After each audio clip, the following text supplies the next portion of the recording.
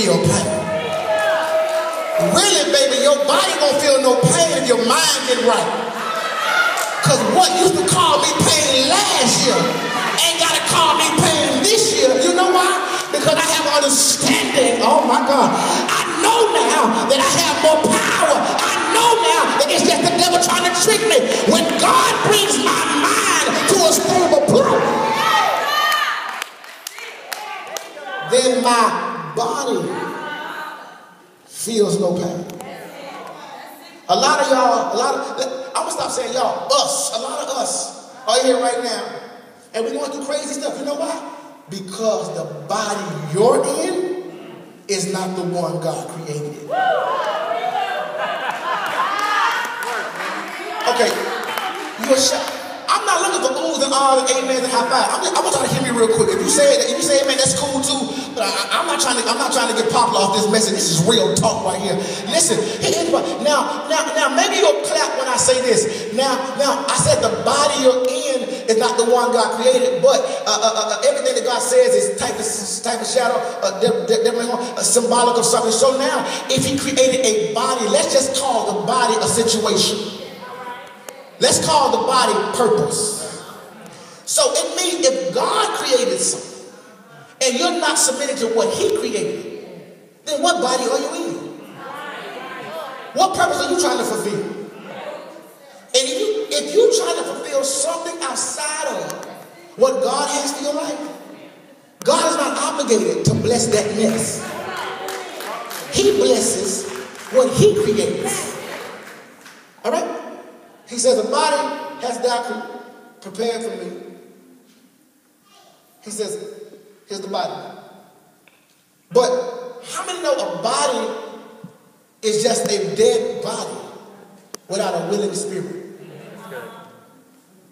What makes a body alive is a spirit inside the body. Look at this, and I'm done. I can't finish this today. It's too much for me now. I'm gonna go somewhere and cry in a few minutes. He says, the body has thou prepared for me. Now heaven and earth was searched for a man to redeem life. Somebody get that ball? Heaven and earth was searched for a man to redeem life. Cut it off while I'm preaching. Heaven and earth was searched for a man to redeem life. Because the devil won't distract you with that. Heaven and earth was searched for a man to redeem life. But what's crazy is this: if God is all knowing, then why was why was earth searched for somebody to redeem man?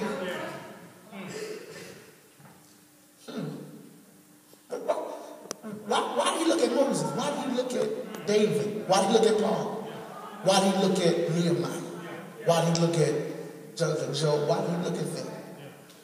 With him already knowing that no one can do it but his son. He showed his son the frailty of man. He showed his son the propensity to sin that man possessed. Because Jesus had not yet come to the earth. But in order for him to understand, oh my God, thank you for revelation now. If he's seeing these things while earth is actively or currently being searched, then watch this, y'all. He has to understand. Now he can see things, but to have a proper understanding of what he sees, he has to dwell among them as well. That's why, y'all, a body was created for him, so that he can come down, watch this, and dwell among you. He desired to abide in the presence of his people. He walked among the same folk he saw flaws in, which I have. God was showing him these same people you're going to have to save. These same people you're going to have to help. Now, I can't stand people in the church now who are so saved they can't help nobody else. You act like you ain't never done nothing. About 2 years ago, you was in the club too. Don't judge me right now, baby. Try to help me out. See, a lot of us on our high horses right now. But baby, if you tell somebody I've been there and done that, you can deliver them like God delivered you. You can't save nobody being selfish. And it's not my job, Kim Racing, to sit in this pulpit. I'm telling you something. I have a prophetic eye like none other. In this pulpit, the craziest thing for me to do is look out in this audience and see the different spirits that sit in this house. Right. And if I preach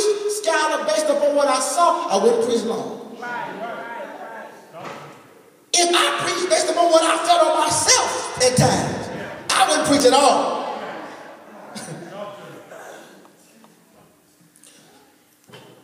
But in order to help somebody, am I helping anybody? In order to help somebody with Charles, you can't really help them by watching only. You must get in the midst of them and feel their pain. And then when you feel their pain, Aramis, it makes your level of compassion go up. And you stop being so judgmental because you know I'm dealing with the same stuff, if not worse. Now, y'all, I don't apologize for not hooping and hollering, getting an A flat. I'm an A plus right now. I'm known in the city for preaching and grabbing my ear and walking pews and all that stuff. But today is not a pew walking day. Today is not an A flat day. Today is I got to teach you today because I'm tired of seeing people come to church every Sunday looking good, shouting good, but then going out to those streets and living like crazy. And my cell phone blow up all week long. My Facebook page blow up all week. Pastor, what's going on? Baby, you're not submitting to the will of God. I'm done when I tell you this. There's a creative purpose. God created something for you. The question is, will you submit to what he created?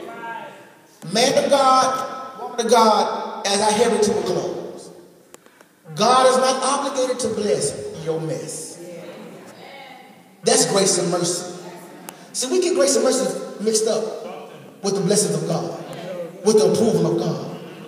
Well, I've been clubbing for 4 years. Every Sunday I get up and go to church and the Lord knows my heart. That's grace and mercy holding you. Because God, if it wasn't grace and mercy, God can allow you to burn up with the club. God can allow that bullet that somebody else got hit you. I ain't nobody gonna help me. But grace and mercy. Don't take advantage of God's grace and mercy when you know to do better. Let me say this to you real quick. I may offend somebody, but if I do, God bless you, and I come to be a friend. Grace and mercy is like the welfare system. It ain't there for you to live on the rest of your life. It's there to help you till you can do better. People that take advantage of the welfare system get caught and get penalized. And they have to pay back everything they got. Every benefit they got that they didn't deserve.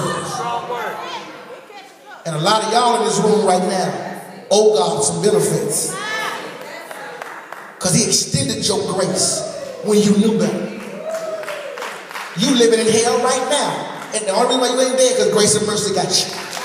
When you get in your car, grace and mercy get in your car with you. When you open your door, it walk in your house with you. When you lay down with that crazy person, it's in the bed. Y'all ain't saying, but let me help you real quick. When you blow that grace and mercy over, y'all ain't talking to me here now. Pastor Butler's so crazy. No. I'm to the point to where y'all, I'm 35 years old now. When I first came to Shreveport, when I first started coming to Shreveport, I was 28 years old. I'm 35 now. I've seen, and somebody said, that pastor, you still super young. This ain't got nothing to do with me being young. This got something to do with what I've seen. And after a while, baby, we get tired of seeing the same old stuff year after year. Black kids dying. Not just like everybody dying. People getting hurt. The same old story every week. You jump out of one relationship into the next relationship. Out of one Negro bed to somebody else's bed. Out of this, you stop drinking, then you start smoking. Stop smoking, then you start popping pills. Listen, when are we going to get to the place to where we start wasting time and start submitting to the will of God for our lives? I got a quiet church. If I do that yesterday, I want to help you. He said the body got prepared. Watch this. He says, I'll go down. He did not volunteer, baby, for the job, but he submitted to it. We've heard this stuff preached that Jesus said, prepare me a body. If Jesus said, prepare me a body, it would not be, amen, errors. It would be a command. He did not command God to prepare him anything. He saw what God had already created, and all he did was submit to the creation. What will make your body alive? Come on, son. Softly, I'm done. What will make your body alive is a willing spirit. There's a body land for you. I see about 100 bodies in this room. Maybe. But a body, Christian, with no spirit is a dead body. Think of it like this. When you're not submitting to the purpose of God for your life, your purpose lies dormant.